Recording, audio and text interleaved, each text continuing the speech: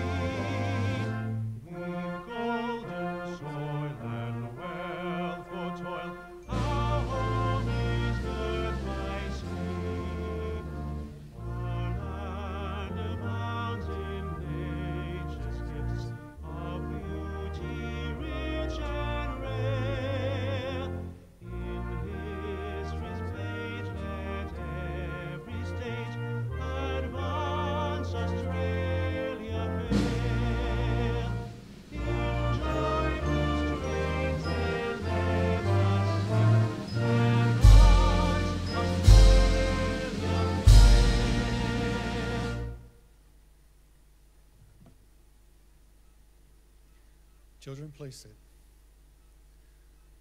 The Australian War Memorial was the vision of Charles Bean, Australia's First World War official historian. Bean landed with the Australian troops on Gallipoli and stayed with them at the front through to the end of the war. The idea of this national memorial and museum came to him at Pozières, France, in the depths of the bloody fighting of 1916. Bean's idea was that this would be a place where families and friends could mourn their loved ones buried in faraway places. It would also be a place that could help all Australians understand what these men and women had endured and what they had done for us. Bean's vision, to which we remain true, is best expressed as inscribed in the entrance to the memorial's galleries.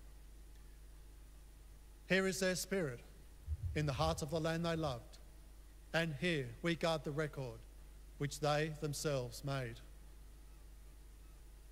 Tonight, we will read the story behind just one of those on the Roll of Honour, which lists the names of more than 102,000 men and women who have given their lives for us in war and operations for more than a century. But first, we present a lament, Flowers of the Forest. Wreaths or floral tributes will now be laid at the base of the pool of reflection.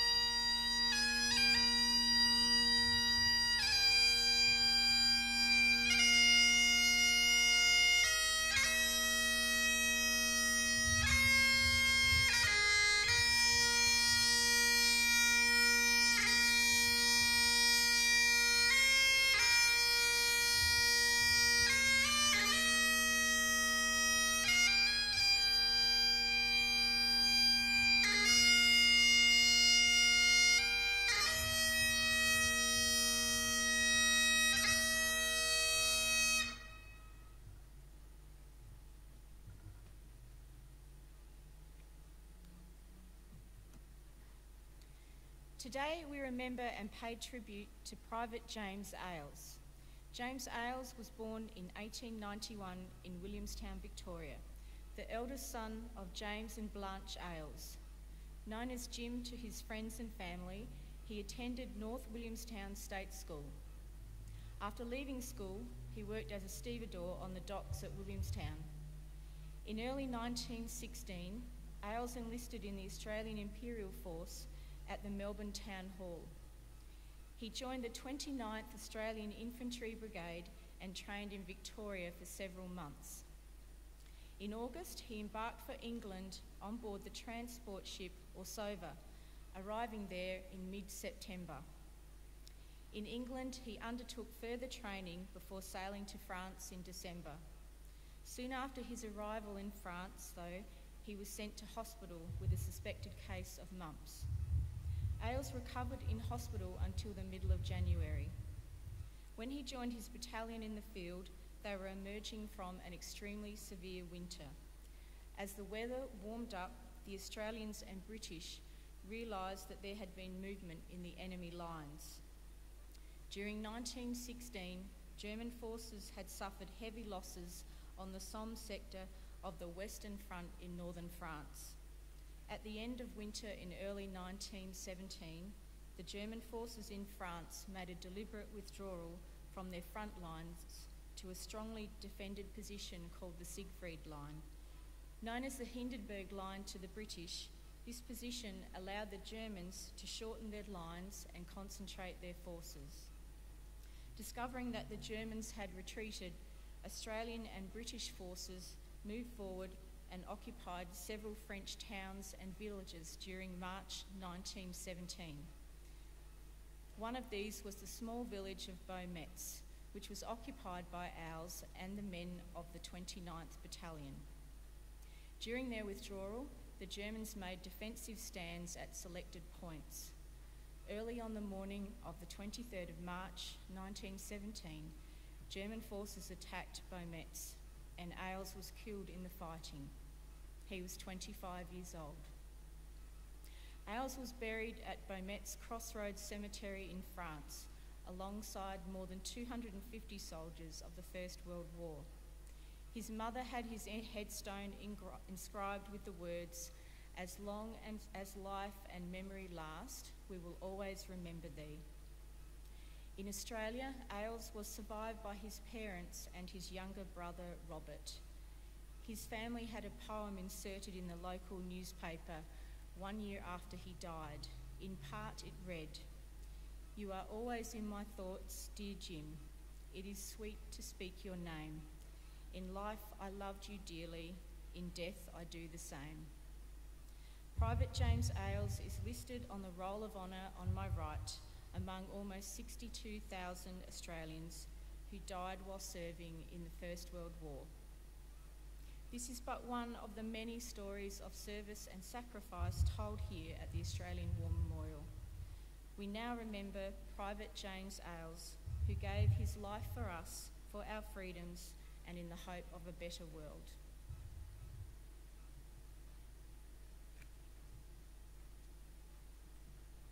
Please stand for the ode and the sounding of the last post.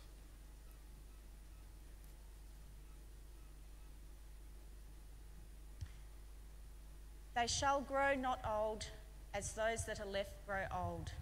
Age shall not weary them, nor the years condemn. In the morning, at the going down of in the evening, at the going down of the sun, and in the morning, we will remember them.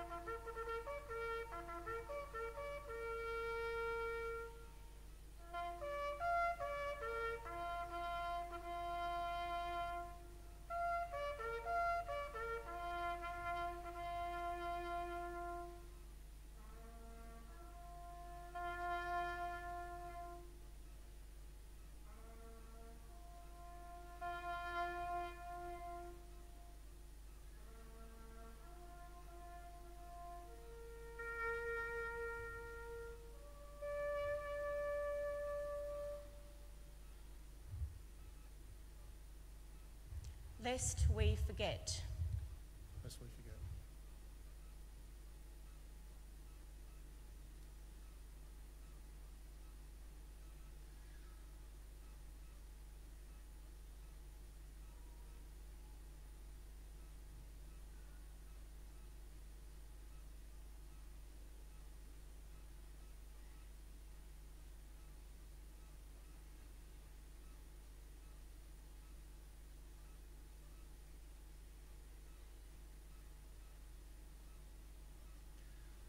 We leave you this evening with the words of the memorial's founder, Charles Bean. Many a man lying out there at Poziere or in the low scrub at Gallipoli with his poor, tired senses barely working through the fever of his brain has thought in his last moments, well, it's over. But in Australia, they will be proud of this.